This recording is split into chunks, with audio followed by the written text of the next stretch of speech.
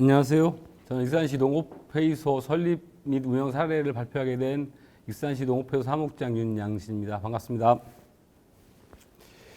익산이 모범 사례라고 보기는 그렇고요. 하나의 사례라고 보시면 될 것 같고요. 벌써 말씀드리기 전에 저는 이런 고민을 해봤으면 좋겠다는 생각이 듭니다.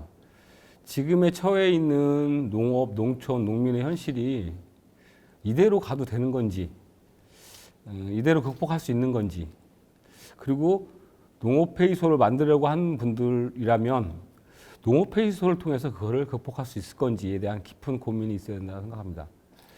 저는 농업, 이대로 가면 농업은 살아남을 것 같아요. 대기업에 의해서. 농촌, 10년, 20년 후에 마을이 없어지고 면이 없어진다 그러는데 이대로 가면 살아남지 않을 것 같아요. 농민들도 없어질 것 같아요.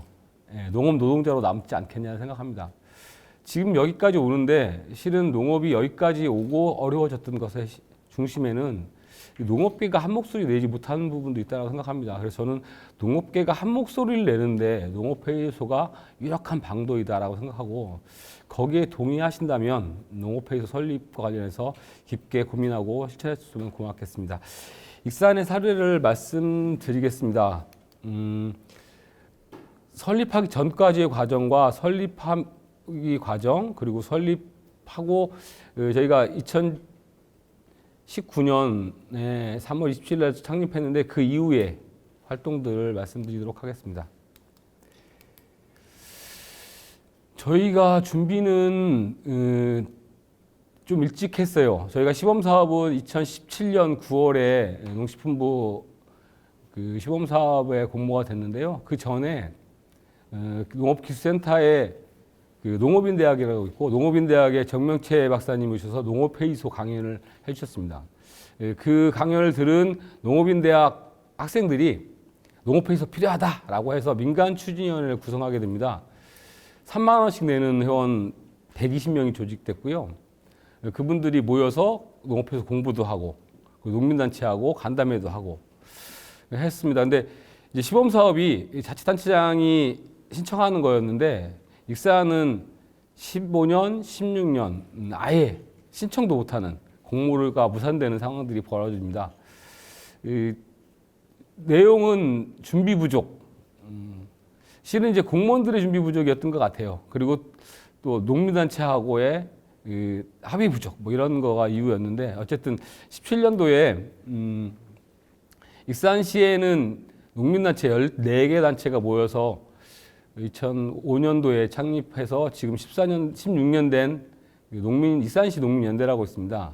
거기하고 이제 합의되는 과정이, 농민단체하고 이제 농업회의소가 만들어지는 것이 필요하냐 아니냐 이런 것들을 합의하는 과정이 있었는데, 지난 한 2015년부터 16년, 17년 이제 초에 농민연대가 그러면 농업회의소 한번 해보자라는 의견을 갖고 이제 공모 사업을 준비하게 됩니다.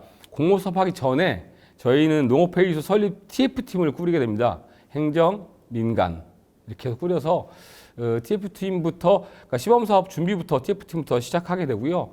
9월 달에 농식품부 시범사업에 선정이 됩니다. 그리고 그 해에는 잘 되는 데에 선지위원회를 갔다 왔습니다. 충남은 당진 갔다 왔고요. 잘 된다기보다는 충남은 그때 막 창립을 했던 데라 당진이 갔다 왔고, 거창은 잘하는 데에서 많은 도움이 받았던 것 같습니다. 그 우여곡절이 있었던 거 앞에 말씀드렸지만 15년, 16년도에 공모 사업이 무산되고 그런 열망이 있었던 것 같습니다. 민간에서 농업회의소를 준비해야겠다, 만들어야겠다라는 열망들이 있어서 여기까지 오는데 그 힘이 큰 힘이 됐다라고 생각을 합니다.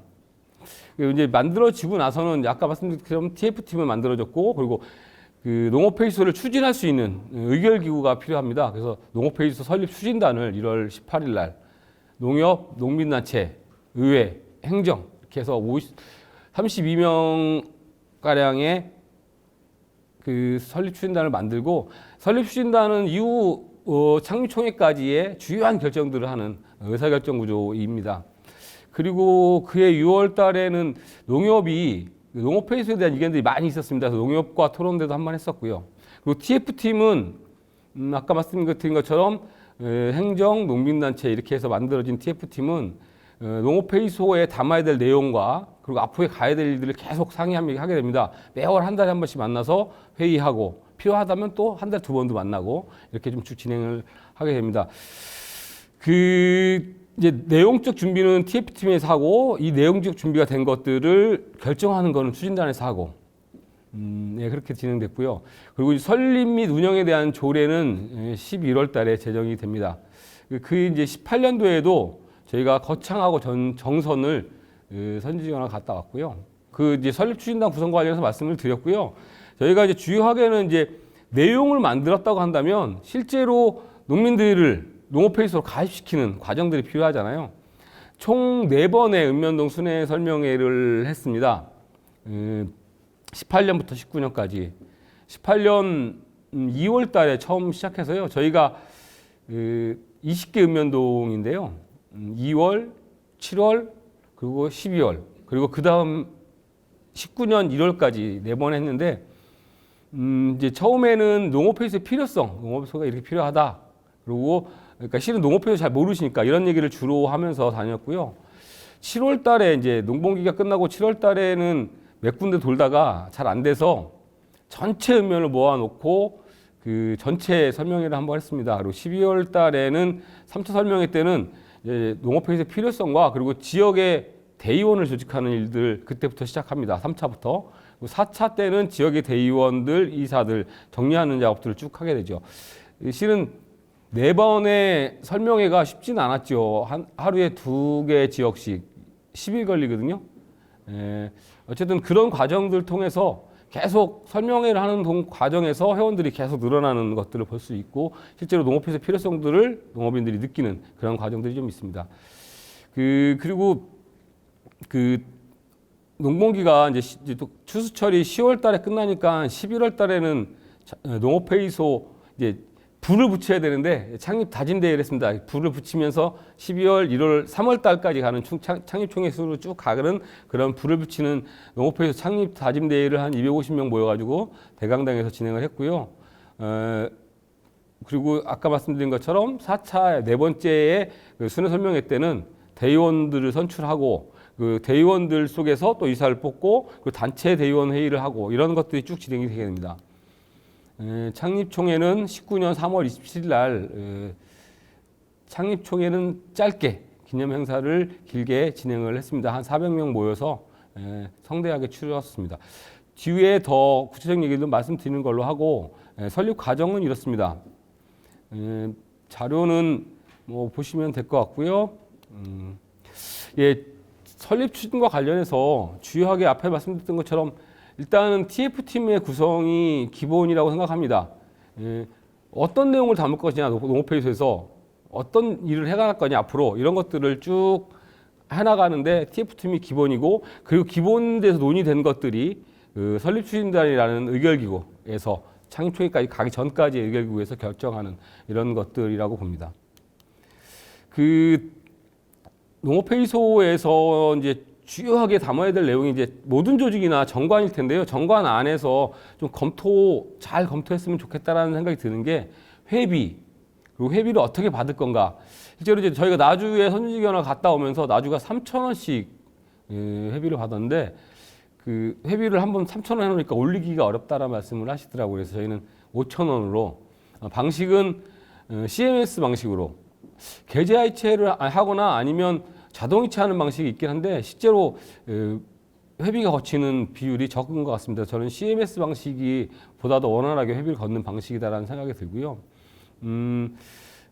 정관을 작성할 때 좀 가야 될 문제가 저희 고민됐던 부분들은 사무국장을 어떤 지위에 놓을 것인가에 대한 고민들을 좀 해볼 필요가 있다고 생각합니다. 사무국장이 그 직원인데도 있고 이사인데도 있거든요. 익사는 처음에는 직원이었다가 정관 개정을 해서 이사가 됐는데 그것도 새로 만들어진 데에서는 고민해 볼 필요가 있다라는 생각을 좀 듭니다. 사업 계획은 실은 이제 처음 하면서 사업 계획을 탄탄하게 짜기는 어려움이 있다라고 생각이 들긴 하는데 일단 먼저 한 농업회의소들의 도움들이 될 거라고 생각 들고요. 주요하게 그렇지만 자기 지역에 맞게 사업 계획을 짜는 것은 필요하다고 생각이 듭니다. 주요하게는 예산 그리고 뭐 조직 운영 이런 거 관련해서 고민을 좀 해볼 필요가 있다고 생각이 듭니다.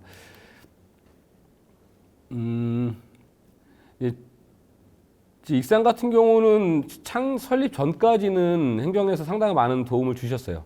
예산도 그렇고 행정적 지원도 많이 주셨는데 농업회의소가 만들어지면 민간이 독자적으로 해야 되는 거라 해서 실제 사업비는 많이 주고 있지는 않습니다. 이제 작년에 2천만 원, 올해 1,000만 원, 내년에도 1,000만 원. 사업은 많지 않은데 어쨌든 그 예산 계획과 그리고 그런 것들에 대한 고민들이 좀 필요하다고 생각합니다. 실제로 농업회의소는 저는 가능하다고 한다면 회원의 회비로 운영되는 것이 맞다고 보는데 실제로 거기에는 한계가 있습니다. 사업을 하는 데는. 그래서 사업비를 지원받는 것은 의미하다고 보아지고 실제로 회비를 얼만큼 회비의 자금률을 높일 것인가의 고민들은 계속적으로 해야 되는 문제라고 생각이 듭니다. 회원 모집에 있어서는 실제로 읍면동 순회 설명회만큼 좋은 건 없다고 생각 들고요. 저희가 이제 읍면동 순회 설명하기 전에는 단체별로 총회라든지 교육대 가서 잠깐 농업회의소 설명을 들은 적이 있긴 한데 일단 농업회의소가 있구나 하려고 하나 이 정도는 될 것 같은데 실제로 읍면동으로 순회 설명회 하면서 조직하는 것이 가장 큰 힘이 됐던 것 같습니다. 창립총회 하면서는 이제 정관, 사업계획안, 또 하나는 이제 임원 선출안인데 저희는 이제 임원 선출안을 미리 TF팀에서 논의하고 그걸 가지고 설립추진단의 인준을 받고 그리고 통으로 회장, 부회장, 이사, 대의원까지 통으로 임원 선출을 했거든요. 실제로 창립하기 전에는 큰 문제가 안 되는데 창립이 다가올수록 임원 선출의 문제는 상당히 심각한 문제로 이게 나설 수도 있습니다. 그렇지 않은 경우도 있는데 이 문제는 지혜롭게 해결하는 것이 필요하다고 보아지고요. 가능하다고 한다면 창립총회는 미리 의결된 것들을 정리하고 그리고 창립총회 기념식을 크게 하는 방식으로 가는 게 맞다라고 생각하는데 그거는 이제 그동안의 설립추진단 안에서의 합의되는 과정들이 필요한 거죠. 내부 갈등이 있더라도 그거는 그 과정에서 정리해야 될 부분이 있다라고 생각이 들고요. 저희 같은 경우는 회장, 부회장, 이사, 대의원까지를 다 정리해서 임원 선출안을 제출하고 그것을 총회에서 통과시켰습니다. 각종 기구들 보시면 모르겠습니다. 분과위원회가 저희가 10개 있는데 뒤에 더 말씀을 드리는데 분과위원회는 그 영역별로 있거든요. 예를 들면 식량, 축산, 원예 이렇게 있는데 저희는 열어놨습니다. 회원들 누구나 들어올 수 있게.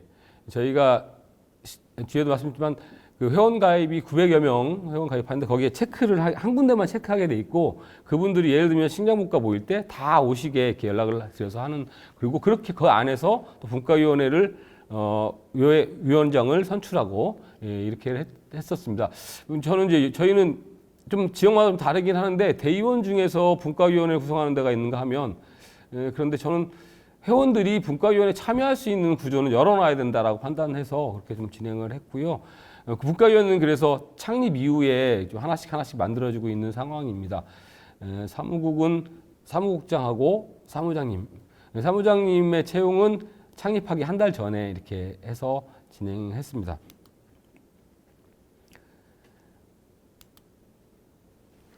그리고 또 창립하시면서 이제 CMS 방식으로 회비를 걷게 되면 법인이 만들어지고 법인이 만들어진 통장으로 CMS를 하게 되기 때문에 법인 설립을 빨리 하는 게 되게 중요하거든요. 법인 설립을 빨리 하려면 법인 설립에 관한 절차, 준비해야 될 것을 미리 알고 계시는 게 중요해요. 예를 들면 창립총회 전에 그런 것들 알고 계시면 인감이라든지 이런 것들 서류들을 쭉 준비해서 법인 설립을 하게 되면 빠른 시일 내에 할 수 있는데 그렇지 않으면 좀 시간이 많이 걸릴 수도 있기 때문에 미리 법인 설립 절차들을 알고 계시는 것들이 필요하고 그것을 가지고 창립총회를 준비하시는 것이 필요하다라는 생각이 듭니다.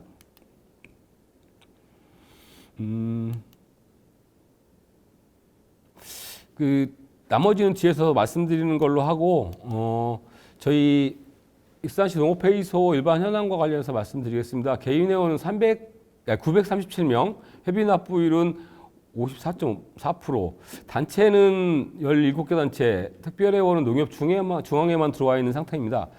저희가 이제 농협이 안 들어와 있는데 농협이 좀 그 이사 문제 때문에 그렇습니다. 저희는 이제 그 농협중앙회 시지부장님을 부회장으로 그 지역 이사로 이사로 그 조합장 중에 한 분 이렇게 처음엔 정관을 만들었다가 그 조합장님들의 요구가 전체 조합장님들이 저희가 15개거든요. 전체 이사로 들어오는 것을 요구하셔서 정관을 바꾸고 지금 그 절차를 밟고 있는 과정입니다. 지금 단체는 17가지 단체, 뭐 애지간한 단체들은 다 들어와 있다라고 봐도 되는 상황이고요. 농민 숫자가 520명 정도 되는데 지금 저희는 1000명 목표로 시작을 하긴 했는데 상당히 좀 적은 부분이 좀 있지 않습니다. 회원들을 좀 확대하는 문제가 과제이긴 한데 올해 코로나 덕분에 회원님들을 자주 못 만나서 좀 어려움이 좀 많이 있습니다. 그 회장 1인, 부회장 3인, 지역이사 8인, 단체이사 3인, 분과이사는 분과대표 10개인데 농민정책, 식량, 농촌활력, 원예 특작, 청년농업인, 축산, 식품가공, 농산물 유통, 산림, 여성농업인 이렇게 10개 분과입니다. 거기서 아직 구성되지 않는 분과들이 있어서 7개입니다. 그 안에서 호선하게 돼 있고 호선되면 당연직 이사가 되는 겁니다. 지역이사는 저희가 이제 창립하기 전에 4개의 지역 분회가 만들어졌습니다. 황등, 망성, 삼기, 목천, 평화 이렇게 4개가 먼저 만들어져서 지역의 분회장이 되면 당연직 이사가 되는 걸로, 그리고 그 전에는 2개면에서 호선에서 한 분의 이사를 올리는 방식으로 해서 지역이사가 구성이 됐고요. 단체이사가 한 분이었는데 올해 정관을 개정하면서 단체의 몫을 좀 더 올려야겠다는 판단에서 단체이사는 3분으로 이렇게 하고 있고요. 사무국은 사무국장하고 사무장하고 운영하고 있습니다. 농업페이스의 주요 사업은 주요하게는 농민들의 의견을 듣고 그것을 농정에 반영시키는 게 가장 중요하다고 생각을 합니다. 뒤에 더 깊게 말씀드리는 걸로 하고요.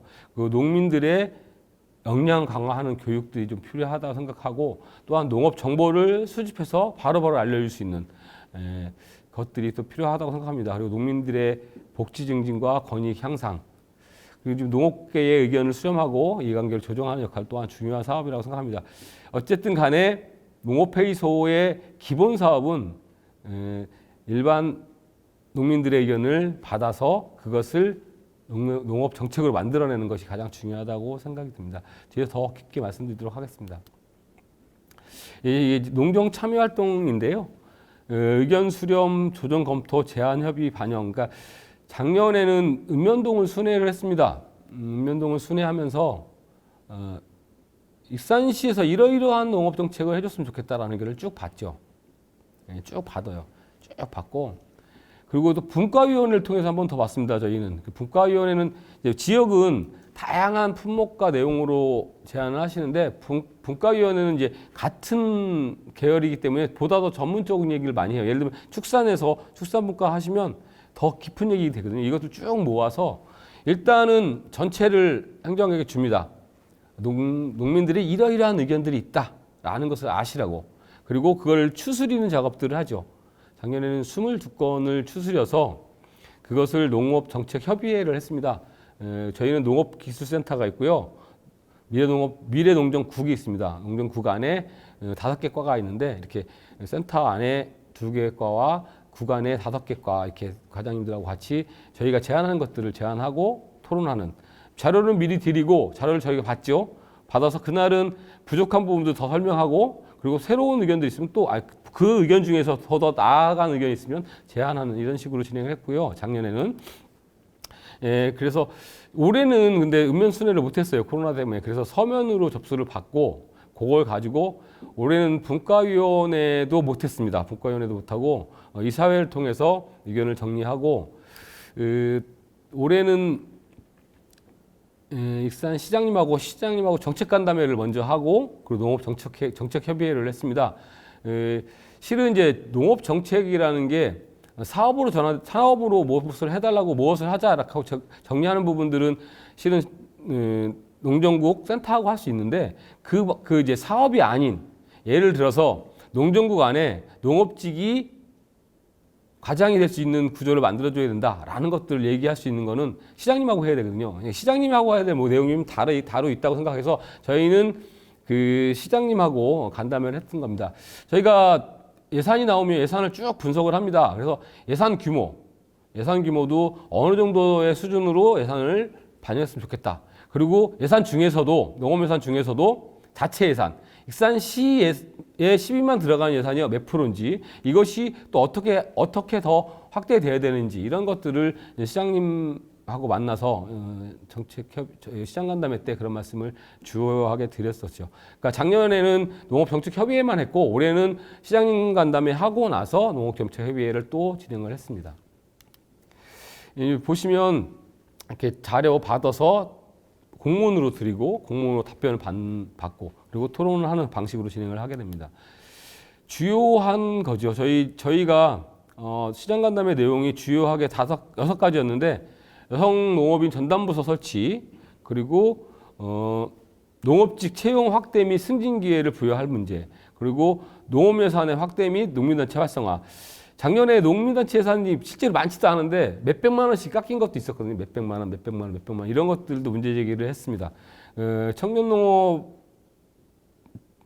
지원 조례를 제정하는 문제, 그리고 청년농업인이 센터하고 농정국하고 이원해야 되는데 이것을 일원화하는 문제, 그리고 익산시의 농업인의 날 행사가 아직 진행되고 있지 않습니다. 조례는 있는데, 그래서 농업인의 날 행사를 할 것을 제안드렸고요. 그 농업기술센터 안에 업무 개선과 그 센터의 역할들을 좀 센터의 예산 지원이 좀 적은데, 센터의 예산 지원을 확대하는 문제를 주요 안건으로 시장님과 간담회를 진행했습니다. 보시는 것처럼 사진은 읍면동 순회간담회 분과위원회, 그리고 농정협의회 이렇게 진행된 것들을 사진으로 보시면 될 것 같고요. 역량 강화 교육은 실은 의도로 갖고 하는 교육도 있고 그렇지 않은 것도 있습니다. 실은 이제 저희가 읍면동을 돌다 보면 우리 농민들이 하는 얘기들이 시 단위에서 해결될 문제가 있는가 하면 농식품부 차원에서 얘기될 부분이 있거든요. 이걸 어떻게 할까 고민하다가 작년에는 농특위원장님을 모셨습니다. 그리고 그런 것들을 쭉 모아서 분과위원회를 또 열었죠. 열어서 분과위원회 열고 단체 대의원회 열어서 의견을 받았습니다. 어떤 것들을 얘기해야 될 건지 농특위원장님한테. 농특위원장님이 무슨 정책을 만드는 분은 아니신데 농종의 틀을 바꾸겠다고 하시는데 현장의 소리를 좀 들어봤으면 좋겠다라는 의도로 농특위원장님 초청 특강 및 간담회를 좀 진행했었습니다. 그러니까 이거는 이제 미리 계획된 건 아니고 현장에서 농민들을 만나다 보니까 농민들이 하는 얘기를 듣고 필요에 의해서 만들어진 거고요. 농민수당 교육은 전라북도가 농민수당을 광역에서 제일 처음 올해 지급을 했는데 월 5만 원씩 60만 원을 지급했는데, 농민수당 작년에 농민수당이 필요하다는 교육들을 저희 전체적으로 한번 했고요. 읍면 순회할 때 기본적으로 농민수당이 왜 필요한지에 대해서 설명을 좀 했었습니다. 그리고 역량 강화 교육 중에서 저희가 좀 고민을 했던 부분이 하나인데, 이제 농민들이 농사 짓고 돈 버는데 상당히 열심히 하시다가 나중에 나이 드시면 아프고 힘들어서 그 돈도 다 못 쓰고 돌아가시는 안타까운 현실을 보면서 좀 한번 그 자기 삶이든 아니면 앞을 좀 보는, 뒤를 돌아보고 앞을 볼 수 있는 기회를 좀 가져야겠다라고 생각해서 인문학 강좌를 작년부터 진행을 했습니다. 작년에 하고 올해까지 좀 진행을 해서 뭐 많은 숫자는 아니지만 한 번 오신 분들은 한 번도 안 빠지고 오시는, 한 번도 안 가본 사람이 있지만 한 번 온 사람들은 계속 오는 그런 강의가 되고 있습니다. 그리고 연초에 농정사업 설명회라고 각 개별로 2-3개 건을 주요한 사업들을 우리 농업회의소 회원들과 농민들을 대상으로 설명하는, 계장님이 직접 나와서 설명을 하거든요.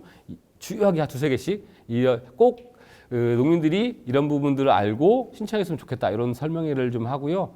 그리고 설명회 하고 나서는 실은 저희가 대의원총회로, 창립총회로 회원총회를 하는데 500명이 넘는, 회비내는 회원이 500명이 520명이 가까이 되는 회원들이 총회를 할 수 있는 구조는 아니어서 대의원총회로 가름하거든요. 근데 농업회의소가 1년 뭐 했는지를 알려야 된다라고 생각해서 저희는 1년 활동한 거를 성과 보고대 이렇게 해서 1년 사업한 것들을 쭉 정리해서 회원들에게 알려드리는 그런 자리를 갖고 있습니다.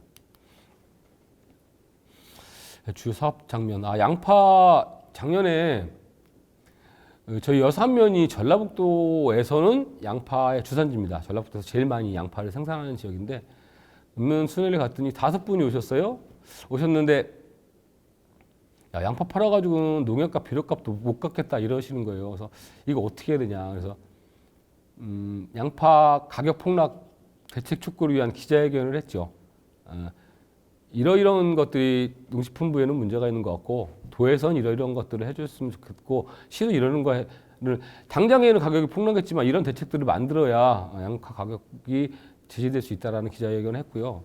그러고 나서는 계속 안타까움이 있더라고요. 워낙에 많은 양들이 나와서 이 돈이 뭐 예를 들면 저온정가에다가 저장해 놓고 팔 수 있는데 그럴 수 있는 양도 아니고 그러려면 돈이 필요하고 그래서 길거리에 막 길게 양파를 야적한 걸 보면서 마음이 많이 아팠습니다. 그래서 저희가 도농통합도시다 보니까 이런 부분들을 좀 시민들에게도 알려야겠다. 그래서 양파 소비 촉진 행사를 했습니다. 무료 나눔 행사를 했어요. 저희가 농업회에서 일부 사가지고 양파 한 6, 7개씩 봉투에 넣어서 거기에 선전물 넣고 왜 양파 가격이 폭락했는지. 작년에 양파 가격이 폭락한 게 농사를 많이 지어서 폭락한 게 아니거든요. 작황이 좋아서 폭락한 거거든요. 그리고 폭락하면서 문제가 있었던 건 얼마나 나올 건지를 예측하지 못한 것이기 때문에 더 피해가 더 컸던 겁니다. 이런 내용들 정리해서 드리고 양파즙을나 양파를 사실 거를 이렇게 홍보를 했었습니다. 시민들이 가져가면서 이 양파 가져가도 돼요? 이렇게 하시는 거예요. 그러면서 이제 그걸 쭉 읽어보시면서 농민들이 이런 어려움이 있었구나라는 것들을 같이 공감하는 그런 계기가 됐던 것 같습니다.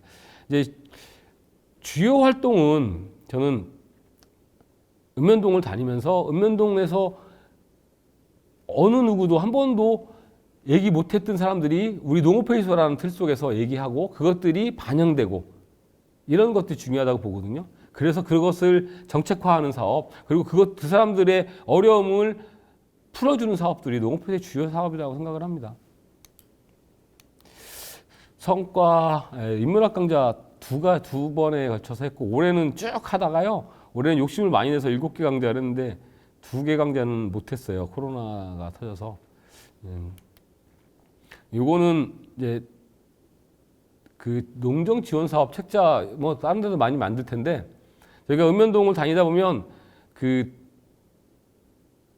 정책 사업 이걸 해주십시오 저걸 해주십시오 얘기하는데 벌써 있는 사업도 있거든요. 벌써 하고 있는 사업인데 몰라서 또 얘기하시는 부분들이 있어요. 그래서 적어도 지원 사업과 관련해서 몰라서 신청하지 못하는 우리 헤어서 해온 만큼은 몰라서 신청하지 못하는 일은 없어야겠다. 그래서 책자를 만들어서 익산시에서 지원 사업들을 쭉 정리해서 책자를 만들어서 우리 회원들에게 나눠드리는 사업들을 진행하고 있습니다.